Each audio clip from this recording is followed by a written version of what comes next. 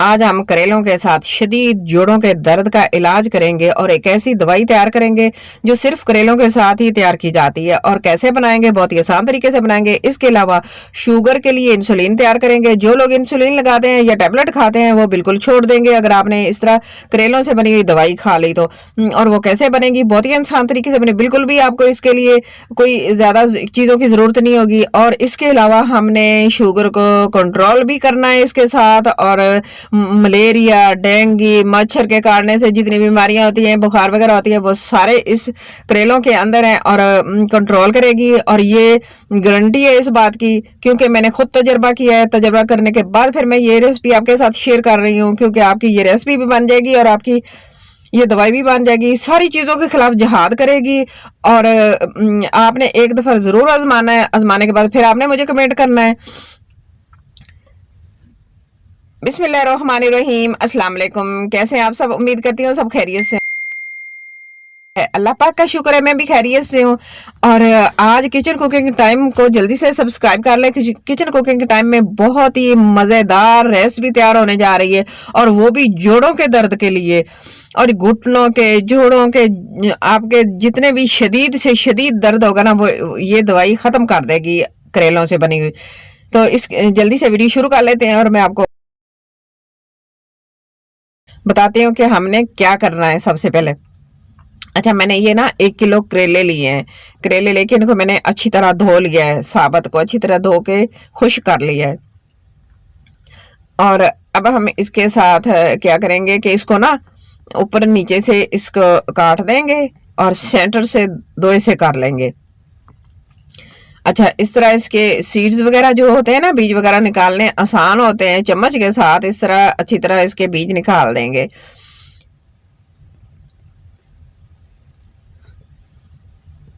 और इस तरह बीज निकालने के बाद सारे हमने ना इस तरह तैयार कर लेने हैं। और हमने इसको बिल्कुल भी नहीं छीलना, ना ही इसको काट के धूप में रखना है, ना ही इसको नमक लगाना है। इसका पानी कोई भी कुछ भी ड्रेन नहीं करना, कुछ भी ज़ाया नहीं करना।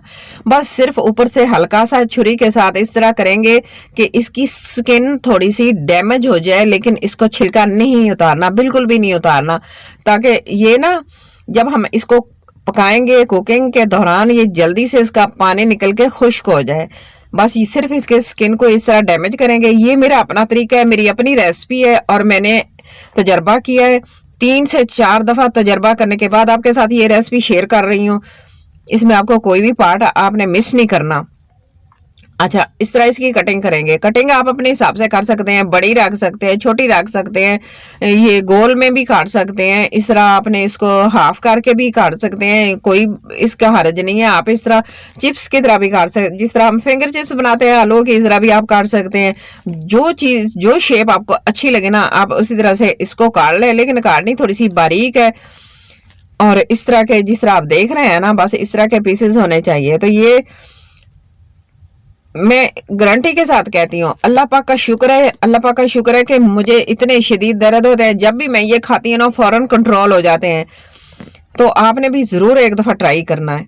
जोड़ों के शदीद दर्द का इलाज है करेलों के अंदर। तो देखिए इस तरह के पीसेस हो जाएंगे। तो सारे मैं इस तरह का काट के आपको दिखाती हूँ।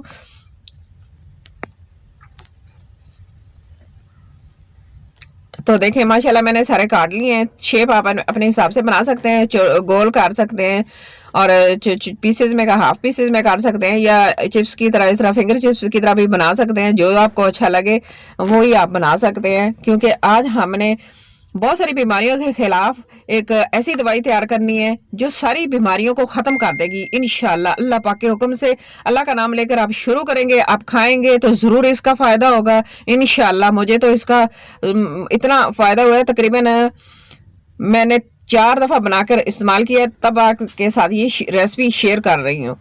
अच्छा, मैंने ना आग जला ली है, बाहर जलाई है मैंने तंदूर में, इस तरह आग जलाई हुई है लकड़ी लगा के, तो बर्फ कुकिंग कर रही हूँ। आपने अगर गैस पे भी बनानी है तो मीडियम आग रख के जिस तरह आप बनाते हैं, तो इसमें कोई हर्ज नहीं है, जो भी आग हो, लेकिन खाना वगैरह तो जैसे बन जाएगा।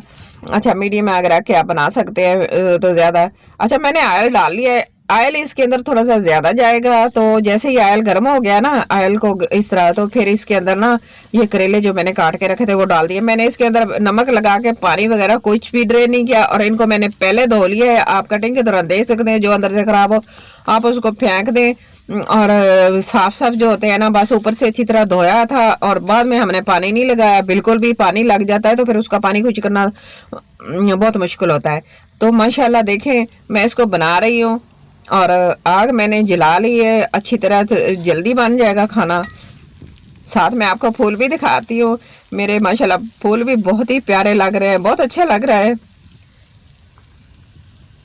और आज हमारी रेसिपी बहुत अच्छी बनेगी। और जोड़ों के दर्द के लिए, मेरे जोड़ों में, क्योंकि 40 ईयर से ऊपर जब इंसान हो जाए ना, तो उसको लाजमी दिन में एक दफ़ा ये बना के खाने चाहिए, डेली के खाएं। और आपके जितनी भी दवाइयाँ होगी ना, आपकी दवाइयाँ छूट जाएंगी। ना तो आपको सर दर्द होगा, ना आपको जिस्म में दर्द होगा, ना ही आपके जैसे बादी चीजें खा खा के जिसम के अंदर बाद हो जाती है ना, बादी हो जाता है, दर्द करता है, वो बादी चीजें खाने से होता है।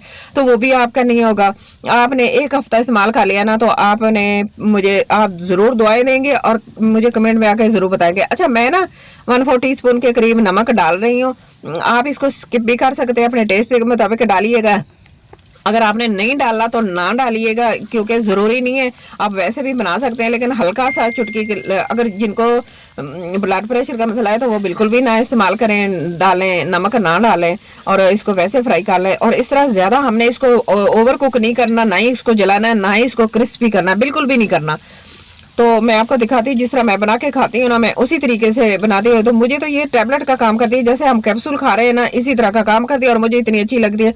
मैं तो बना के जब भी मेरा दिल करता है मैं बना लेती हूँ। आप इसको बना के फ्रीज भी कर सकते हैं, फ्रिज में रख ले, एक दफ़ा बना ले, एक हफ्ता इस्तेमाल करें, कभी ख़राब नहीं होगा। सर्दियों का मौसम है तो अब ख़राब होने वाली तो चीज़ है ही नहीं। और करेले अल्लाह पाक का इतना बड़ा ख़जाना है, इसके अंदर इतनी बड़ी दवाइयाँ छुपी हुई हैं ना। आप दवाइयाँ खा के, दूसरी दवाइयाँ खा के आपका जिस्म आदी हो जाता है, लेकिन ये दवाई खाएंगे अल्लाह के हुक्म से, अल्लाह का नाम लेके, तो मैं आपको गारंटी के साथ कहती हूँ, एक दफ़ा ज़रूर बना के इस तरीके से खा के देखें, और फिर मुझे बताएं कमेंट में आके। पहले आपने बिल्कुल भी कमेंट नहीं करना, और मुझे बाद में आके, जब आप खाएंगे ना, जैसे खाते जाएंगे आपका दर्द कंट्रोल होता जाएगा।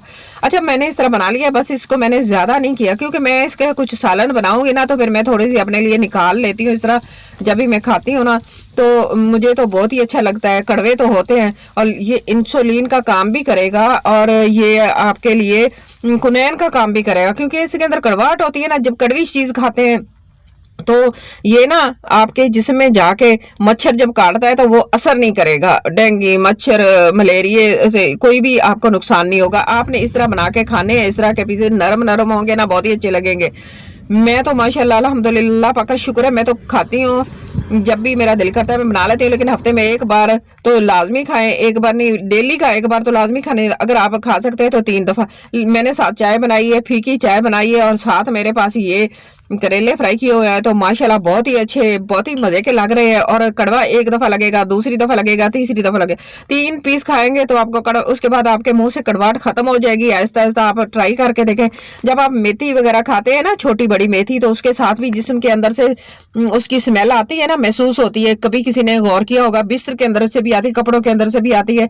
तो वो मेथी अपना काम करती है, जब इसी तरह करेले भी अपना काम करते हैं, पूरे जिस्म में जाके आपके खून को साफ कर देंगे, और आपकी सारी बीमारियों को ख़त्म कर देंगे। अल्लाह पाक का नाम लेकर शुरू करें, और इंशाल्लाह आपकी सारी बीमारियां ख़त्म हो जाएंगी।